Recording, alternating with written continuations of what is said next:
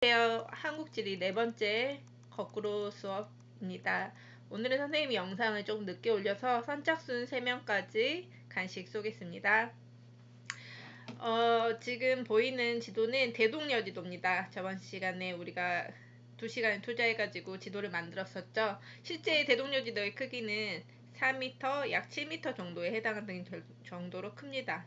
저희가 그때 했던 것은 한 66% 축소해 놓은 것이라서 이 정도는 아니었지만 상당히 컸다는 걸 알 수가 있었죠. 그런 지도에 대해서 오늘은 우리나라 고지도에 대해서 공부하도록 하겠습니다. 조선시대 고지도는 저번 시간에 지리지도, 조선 전기, 조선 후기가 있었다면 고지도도 특징들이 전기, 좀 더 세분하면 중기, 후기의 특징이 조금씩 다릅니다. 조선 전기는 지리지와 마찬가지로 국가에서 주도로 제작했어요. 국가에서. 그리고 중화 사상을 반영했는데, 즉 중국이 세상의 중심이라는 사상을 반영했습니다. 조금 이따가 지도로 한번 확인해 볼게요.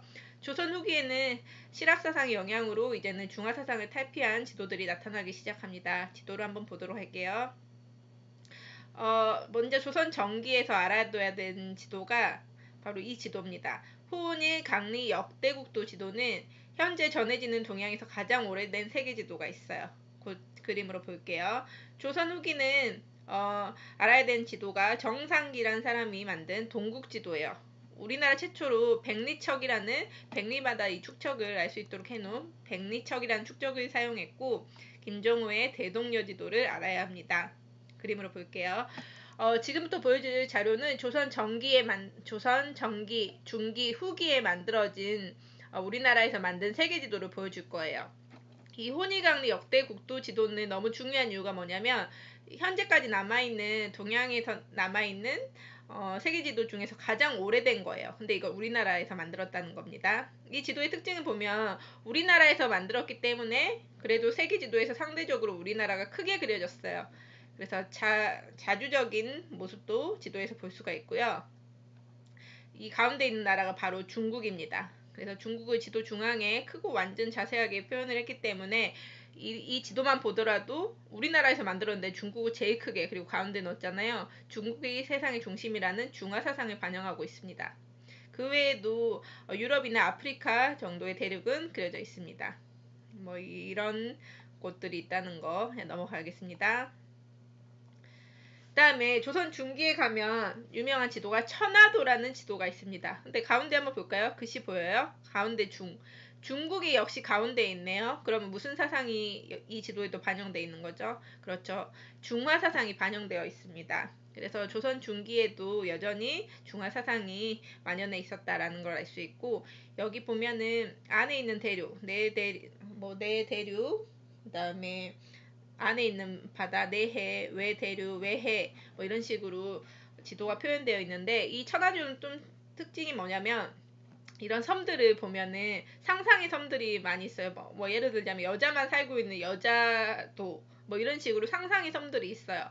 그래서 이 상상과 관련된 종교가 뭐냐면은 도교예요. 그래서 도교 사상도 담겨 있고, 중국이 세상의 중심이라 유교 사상도 담겨 있고, 또 불교 사상도 담겨 있고, 이런 동양적인 이 종교 사상이 많이 담겨 있는 게 이 천하도의 특징이라고 볼 수가 있겠습니다. 넘어가고요. 그래서 방금 했다시피 호일강리 역대 국도는 너무 중요합니다. 왜? 세계래요. 동양권에서 가장 오래된, 현재 존재하는 세계지도 중에서 가장 오래된 지도고, 중국이 세계 중심이라는 중화사상이 반영되어 있습니다. 천하도는 조선 중기고, 중화사상과 이 상상의 섬들이 있겠죠. 도교적 관점이 결부되어 있습니다. 그래서 호일강리 역대국도 지도라 천하도의 공통점이 무엇일까요? 라고 물어본다면 무슨 사상이 있다? 네, 중화사상이 있습니다. 그러다가 조선 후기 되면은 지구 전후도라는 세계지도를 우리나라에서 그리게 되는데요. 볼까요? 지구 앞모습인 지구 전도, 지구 뒤쪽인 지구 후도, 이렇게 지구 전과 앞뒤가 다 있는 지구 전후도라는 세계지도가 등장하게 됩니다. 그러면 세계의 중심이 어떻게 그렸는지 볼까요? 여기 중심에 중국 있나요? 중국 없죠. 즉 조선 후기부터는 이제 중화 사상에서 벗어나는 모습을 보여주고 있는 것을 지도를 통해서도 알 수가 있습니다. 그리고 가장 우리가 심혈을 기울여서 만들었던 이 대동여지도는 너무 중요하니까 좀 더 보도록 할게요. 대동여 지도는 세계 지도가 아니고 우리나라를 그린 지도죠.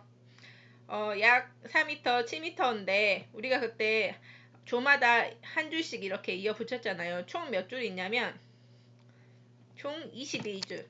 1, 2, 3, 4, 5, 6, 7, 8, 9, 10. 22개를 엮어야지 이게 하나로 완성이 됩니다. 그리고 이렇게 하나로 엮어서 이렇게 들고 다니기 편하도록 접어가지고 들고 다니게 했어요. 그래서 나눌 분을 써서 나눠서 이렇게 접어서 다닐 수 있게 한 거를 대동요지의 특징으로 잡는데 바로 분첩 절첩식이라고 합니다. 그 다음에 우리나라 그냥 평소에 보는 지도에도 무슨 표시 같은 게 많이 돼 있잖아요. 예를 들자면은 뭐 지도 이런 표시가 돼 있다.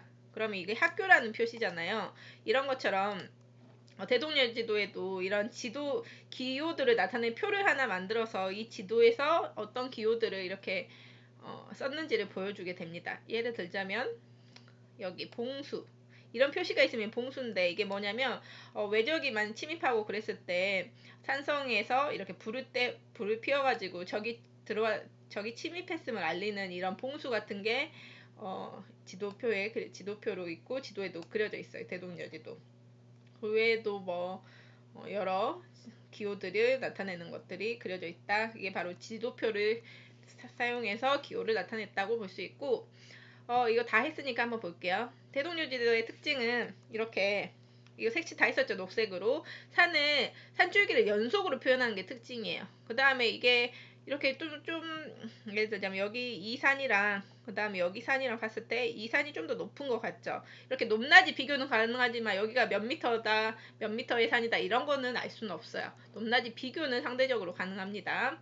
그 다음에 이렇게 직선인데 점점점점 이걸 방점이라고 했어요. 즉 도로에는 십리마다 방점을 그어가지고 이 거리를 알 수 있게 해놨습니다. 만약에 A부터